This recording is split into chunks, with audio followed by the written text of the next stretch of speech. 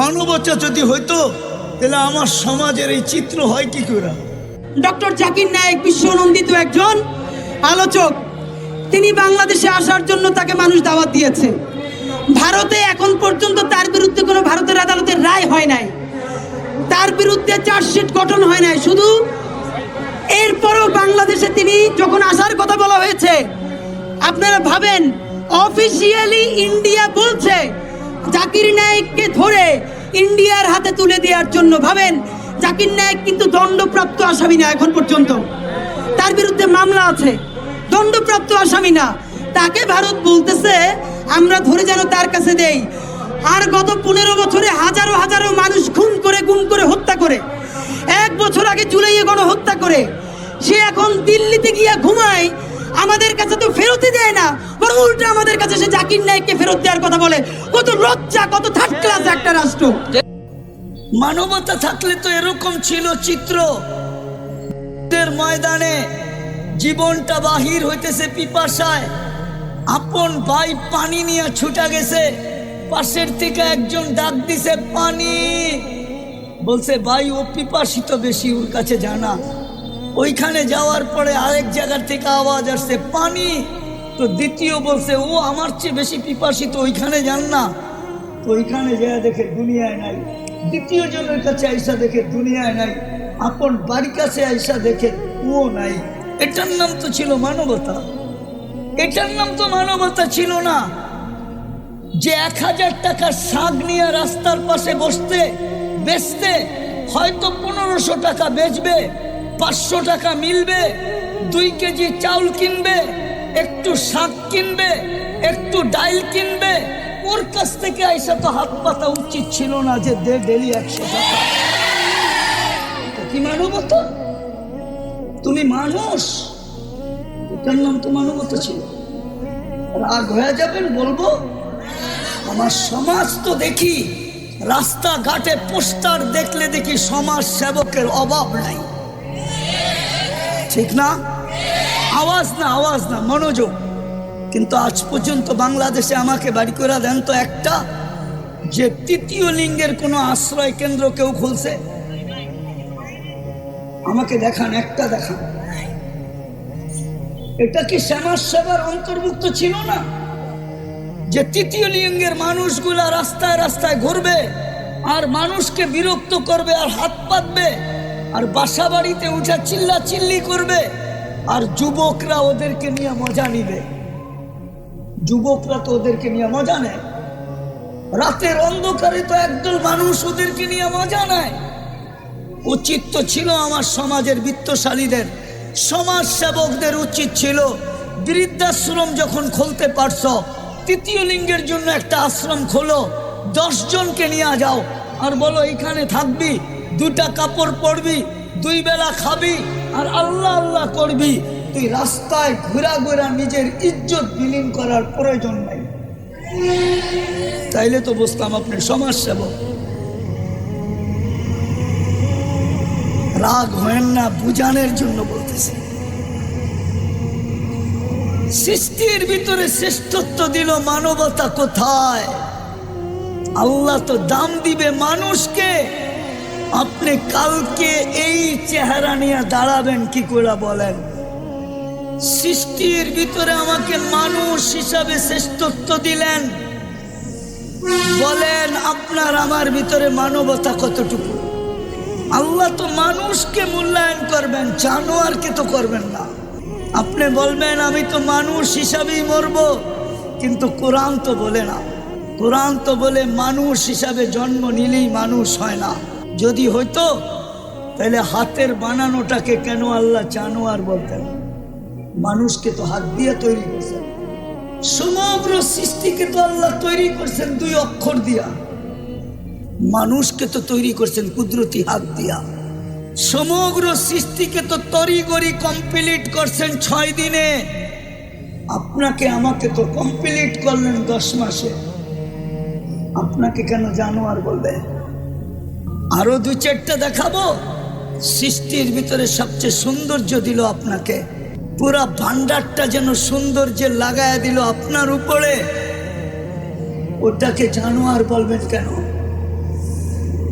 চার কসম খায়া ঘোষণা দিলেন, সৃষ্টির ভিতরে সবচেয়ে সুন্দর গঠন তোর। তিন ওয়াসাইতুন ওয়া তুরে সিনিন ওয়া হাদাল বালাদিল আমিন।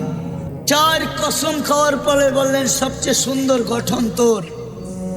ওই গঠনের জিনিসটাকে কেন আল্লাহ জানোয়ার বলবেন? জানোয়ার। আরেকটা বলবো, সাজাইতে সাজাইতে, যার শব্দটা যদিও আল্লাহর জন্য শোভনীয় না, কিন্তু আমি পূজানের জন্য বলতেছি, সাজাইতে সাজাইতে সাজাইতে সাজাইতে ঘোষণা দিলেন ইন্নী লাকা মুহিব্বা, আই লাভ ইউ।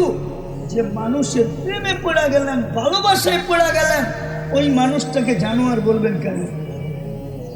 বোঝা গেল মানুষ মানুষ হইলেই মানুষ হয় না। বিদায় আপনি আর আমি যে সৃষ্টির সেরা হইলাম, মানুষ রূপে মানবতা কতটুকু? সৃষ্টির ভিতরে আমাকে মানুষ হিসাবে শ্রেষ্ঠত্ব দিল, মানব জাতির ভিতরে আমাকে উম্মতে মুহাম্মদী হিসাবে শ্রেষ্ঠত্ব দিলেন। শুধু শ্রেষ্ঠত্ব দিলেন না, আবার শ্রেষ্ঠত্বের প্রমাণও দিলেন। প্রমাণ স্বরূপ আমি বলতেছিলাম, মুহাম্মদুর রাসূলুল্লাহ সর্বপ্রথম প্রমাণ। আপনি মুহাম্মদুর রাসূলুল্লাহ পাইছেন। যদি মুহাম্মদুর রাসূলুল্লাহ প্রমাণ না হইতো, তাহলে আমি কিতাব থেকে একটা প্রমাণ দিতেছি। যদি মুহাম্মদুর রাসূলুল্লাহ সাল্লাল্লাহু আলাইহি ওয়াসাল্লাম আমার কথার প্রমাণ না হতো, তাহলে আমি কিতাব থেকে একটা প্রমাণ দিতেছি। বাদায়া নেহায়া লেখা আছে, ওইখানে লেখা না থাকলে আমি বলতাম না যে দানিয়াল আলাইহিস সালাম শুধু এই উম্মতের হাতের মাধ্যমে কাফন দাফন পাওয়ার জন্য 2500 বৎসর অপেক্ষা করতেন। মৃত্যুর পরে ওনার দোয়া ছিল, আল্লাহ মৃত্যুর পরে যেন আমাকে সুরক্ষিত রাখা হয়। উম্মতে মুহাম্মাদি যেদিন আসবে, এদের হাতের মাধ্যমে যেন আমাকে কাফন দাফন করা হয়। কেননা আমি এই ফজিলতটুকু পাইতে চাই। কেননা উম্মতের মুহাম্মদের ফজিলত, মুহাম্মদুর রাসূলুল্লাহর উম্মতের ফজিলত যতটুকু আমি জানছি, আপনি আমাকে জানাইছেন, বিধায় আমার মন বলে আমি ওদের হাতের ছোঁয়া চাই। দিনের পরিবেশ ব্যতীত সুখ আসবে না, আপনি সুখী হবেন না। আর দিনের পরিবেশ যখন হবে, শিখবো, ঘরওয়ালাদেরকে শিখাবো, তখন ঘরে সুখ আসবে।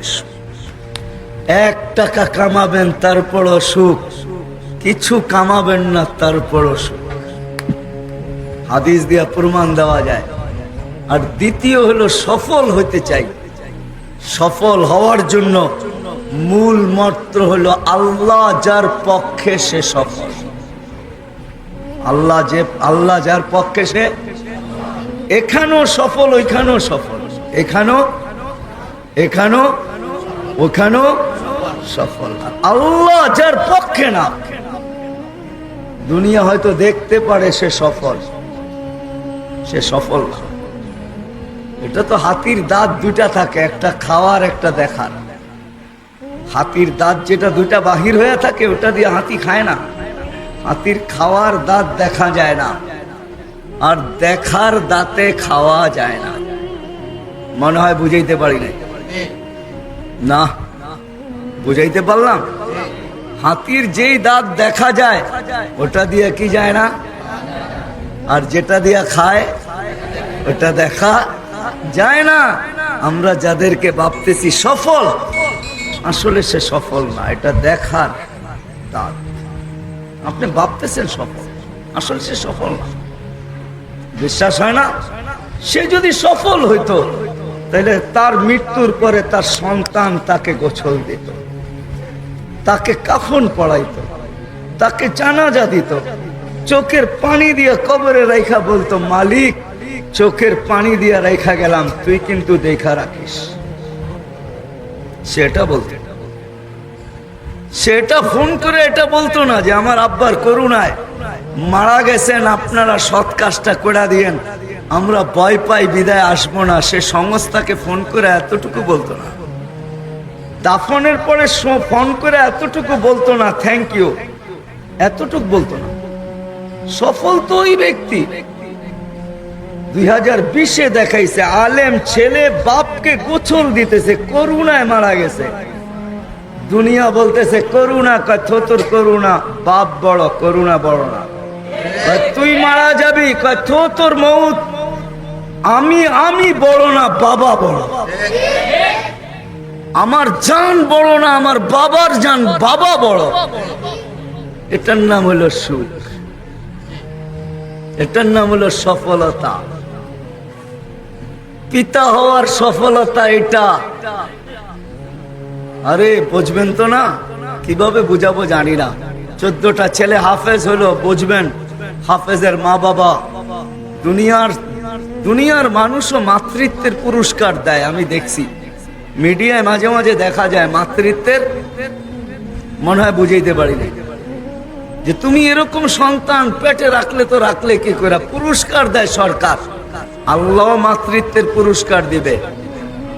এই হাফেজ ছেলে যদি জান্নাতে যায় তো তার জন্য আলাদা একটা সোসাইটিতে ঘর বানানো হবে। ইন্না ফিল জান্নাতি লানাহরা, একটা লেক আছে, ইউকালু লাহু রাইআন, যার নাম রাইআন, আলাইহি মাদিনাতুম মিন মারজান। আল্লাহ ওই লেকের পারে ওর জন্য একটা ঘর বানাবে, বাড়ি বানাবে মারজান পাথর দিয়া। লাহু ৭০ আলফা বাবান, তার ৭০,০০০ গেট থাকবে। আলা কুল্লি বাবিন ৭০ আলফা মালাইকাতান, যখন ঢুকবে তো প্রত্যেক দরজায় ৭০,০০০ ফেরেশতা গার্ড অফ অনার দিবে। সর্বশেষ দরজা যখন অতিক্রম করবে ৪৯০ কোটি ফেরেশতা গার্ড অফ অনার দেওয়া শেষ হবে। মা বাবা যখন যখন ঢুকবে ৪৯০ কোটি ফেরেশতা মা বাবার পায়ে ফুল বিছাবে। কেমন হবে? আল্লাহু আহাক্কু বিহা। আজকে আমরা চিৎকার দিতেছি, আপনারা মানতেছেন না।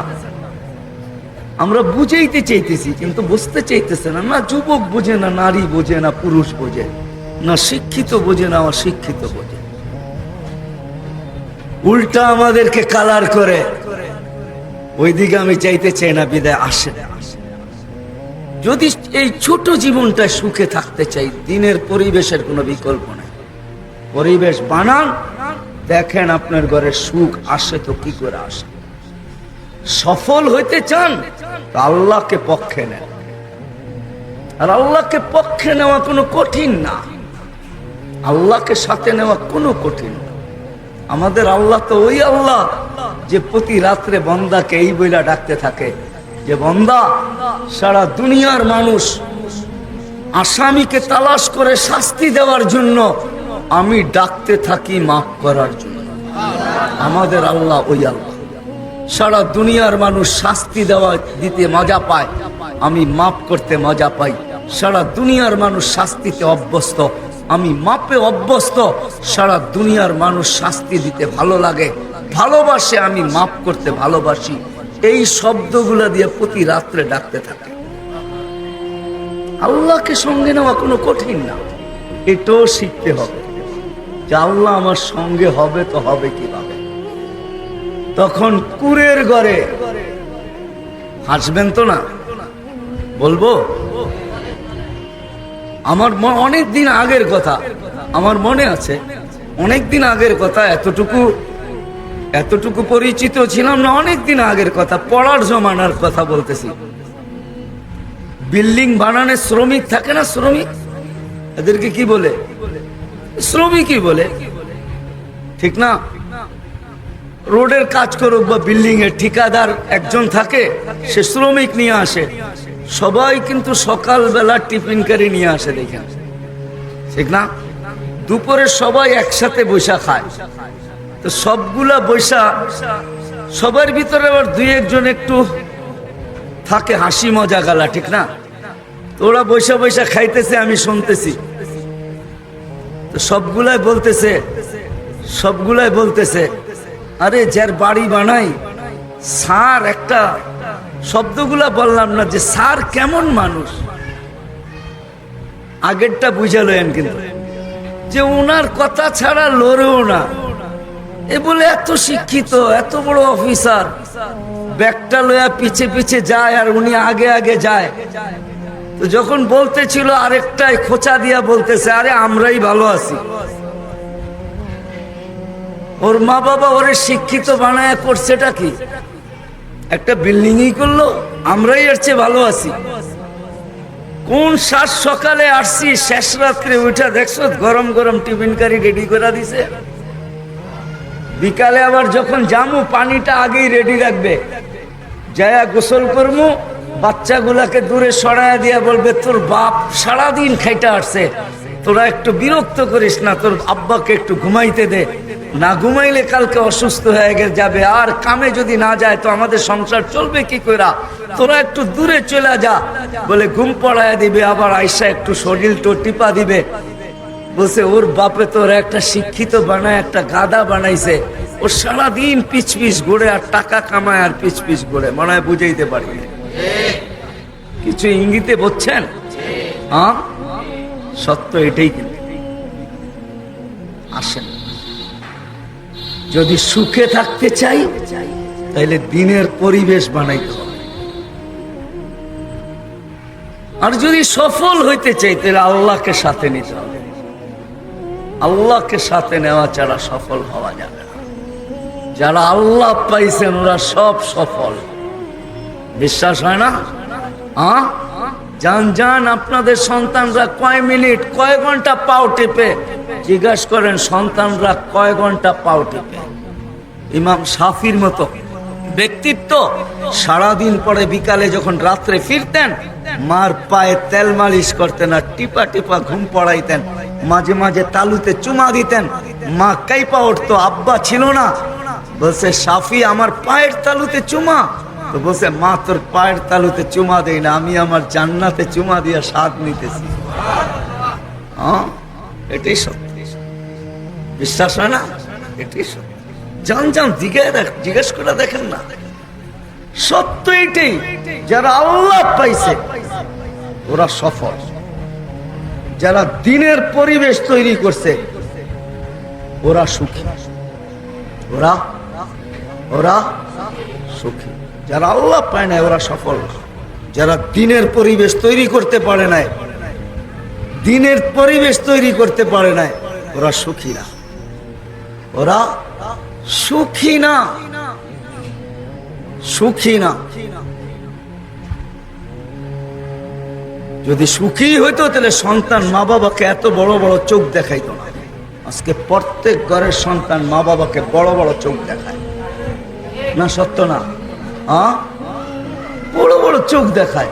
এই জন্য আসেন, আল্লাহকে সঙ্গে নিতে হবে, দিনের পরিবেশ তৈরি করতে হবে, দিনের পরিবেশ শিখতে হবে।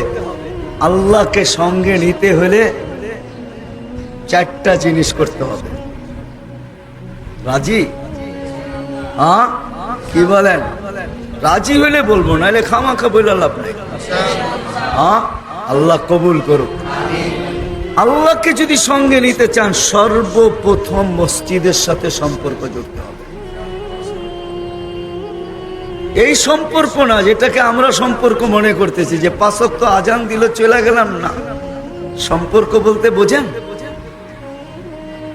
মসজিদের সাথে অগাধ সম্পর্ক, যেটা হাদিস বলছে মান জাআলা বাইতাল্লাহি বাইতাহু। সময় পাইতে দেরি, মসজিদে ছুটা যেতে দেরি করে না, সময় পাইলেই মসজিদে চলে যায়। যদি জিজ্ঞাসা করে কমিটি এটা কি আপনার বাড়িঘর, মাঝে মাঝে কমিটির লোক কিন্তু দেখে যে বেশি বেশি মসজিদে যায় আসে থাকে, ওকে কমিটির লোকেরা কি বলে, কি বাড়িঘর বানায় ফেললেন নাকি, বলে না? এটার নাম হইল মান জাআলা বাইতাল্লাহি বাইতাহু, যে আল্লাহর ঘরকে নিজের ঘর বানাইলো। আল্লাহ বলে কাফফালাল্লাহু লাহু রাহা, তার সুখের দায়িত্ব আমি আল্লাহর উপরে। আল্লাহ বলতেছে প্রথম মসজিদের সাথে সম্পর্ক জোড়া। দ্বিতীয়, দ্বীনি প্রতিষ্ঠানের সাথে সম্পর্ক জোড়া। দিনী দিনী যেখানে দিন শিক্ষা দেয় ওইখানের সাথে সম্পর্ক জোড়া, বারবার আসা যাওয়া করা। আবার বলেন না এটা বুঝি চান্দা করবেন এই জন্য বলতেছেন, চান্দা টান্দার দরকার নেই, আপনি বারবার আসে আর যান। আতর কিনার যদি স্বভাব আপনার না থাকে তাহলে সবচেয়ে সুন্দর পদ্ধতি হলো আতরের দোকানের পাশ দিয়া সবসময় ঘোরাফেরা করবেন, তাইলে সুঘ্রাণ নাকে লাগতে থাকবে। এটা তো সত্য, কি বলেন? অযৌক্তিক, লজিকহীন না। আপনি মাদ্রাসার সাথে সম্পর্ক জোড়েন। তৃতীয়, হক্কানি আলেমদের সাথে উঠা বসা, চলা ফেরা, খাওয়া লাওয়া, দিলি মোহাব্বত রাখেন। একটা বিস্কিট নিয়ে খাওয়ায় দেন, হাকরা যদি বলে একটা বিস্কিট নিয়ে আসলেন, বলে কেন আসলাম এটা কিয়ামতের দিন বলবো, এখন বলবো না। কেন আপনাকে খাওয়াইলেন? হক্কানি আলেমদের সাথে সম্পর্ক জোড়েন। যত ঘনিষ্ঠ থেকে ঘনিষ্ঠ সম্পর্ক হবে তত বেশি আল্লাহ কাছে হবে। আল্লাহ। চতুর্থ, হক্কানি আল্লাহওয়ালাদের হাতে হাত রাখা। হক্কানি আল্লাহওয়ালাদের সাথে এই চার কাজ যদি করতে পারি তাহলে আল্লাহ বিশ্বাস করা যায় যে আল্লাহ পাওয়া যাবে। আল্লাহ আল্লাহ আল্লাহ পাওয়া যাবে ইনশাআল্লাহ। ইয়াকিনের সাথে বলা যায় আল্লাহ পাবে এই ব্যক্তি। নাইলে আল্লাহ বলতেন না, যাকে বেশি বেশি মসজিদে আসতে যাইতে দেখো এর ইমানের সাক্ষী কিন্তু দিও। কি সত্য তো? হাদিসের কথা তো, তাকে ইমানদার বলে সাক্ষী দিও। এই জন্য এক হাদিসে কুদসি আছে, অন্তরালে সে যা মনে তা করো। মানুষ যখন ইমানদারের সাক্ষী দিবে আল্লাহ বলে ইন্নী আলামু বিহি, আমি তোমাদের চেয়ে ব্যাপারে ভালো জানি, কিন্তু তারাক্তু ইলমি কাবিলতু শাহাদাত আবদি, তোমাদেরটাই আমি গ্রহণ করলাম, আমার জানাটা বাদ দিয়ে দিলাম। এই জন্য চারটা হলো আল্লাহ পাওয়ার জন্য। আর দ্বীনি পরিবেশ শিখতে হবে, মেহনতের দ্বারা করতে হবে। দুটা কাজ যদি করতে পারি তাহলে ইনশাআল্লাহ সুখীও হব, সফল হব। আর না হয় ওই কথাই হবে, সুখ দুঃখে যাদের জীবন গড়া তার আবার দুঃখ কিসের, ঠিক না? এইভাবে কবর পর্যন্ত যাইতে পারি, এই প্রবাদ বাক্যকে সামনে রেখা যে দুঃখে যার জীবন গড়া তার আবার কি দুঃখ কিসের, সুখ কিসের না দুঃখ কিসের? দুঃখেই তো জীবন গড়া, আবার দুঃখ কিসের, ঠিক না? শত গুণ নাম হইল বেগুন, শত দানা নাম হইল বেদানা, ঠিক না? এমনও আমারটা হইতে পারে আমাদের। এইভাবে করতে করতে কবরে চলে যাব, না ছোট জীবনটায় সুখ দেখলাম না সফলতা দেখলাম, ওটা কি হবে আল্লাহই জানে। এই জন্য আল্লাহ আমাদের সবাইকে এতটুকু কথার উপরে আমল করার তৌফিক দান করেন। করবো তো? হ্যাঁ, মসজিদের সাথে সম্পর্ক জুড়বো তো? নামাজ ছাড়বো না আজকে থেকে, পাক্কা? শেষ কথা বলতেছি, আপনি ছাড়তে পারেন, অভিরুচি আপনার, কিন্তু এই কথাটা মনে রাখবেন। আব্দুল কাদের জিলানী রহমতুল্লাহ লেখছেন বিদায় আমি বলতেছি, শুকর সকালবেলা ঘুমের থেকে উঠা বলে মালিক, আল্লাহকে সম্বোধন করা বলে সৃষ্টির ভিতরে আমি সবচেয়ে নিকৃষ্ট। আর এটাই সত্য, কিন্তু আমার চোখে আমার চেয়ে একজন নিকৃষ্ট আছে। তো আল্লাহ জিজ্ঞাসা করে কে? বলছে যাকে 5 বার ডাকো তারপরও আসে না, ও আমার চোখে আমার চেয়ে নিকৃষ্ট। আল্লাহ যুক্তি জিজ্ঞাসা করে কেন? তো সে বলে আমি জাহান্নামে যাব না, ও জাহান্নামে যাবে। এবার আপনি ডিসাইড করেন, আমাকে ডিসাইড করা উচিত আমি শুকরের চোখে তার চেয়ে ছোট হয়ে থাকবো, না আমি ফেরেশতাদের চেয়ে উঁচা হয়ে থাকবো। আমাকে ডিসাইড করতে হবে। যদি ফেরেশতাদের চেয়ে উঁচা হয়ে থাকতে চাই তাহলে আমাকে নামাজ পড়তে হবে, মসজিদের সাথে সম্পর্ক জুড়তে হবে।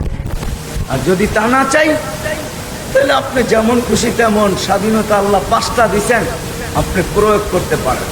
আল্লাহ কিন্তু আমাদেরকে 5টা স্বাধীনতা দিয়েছেন।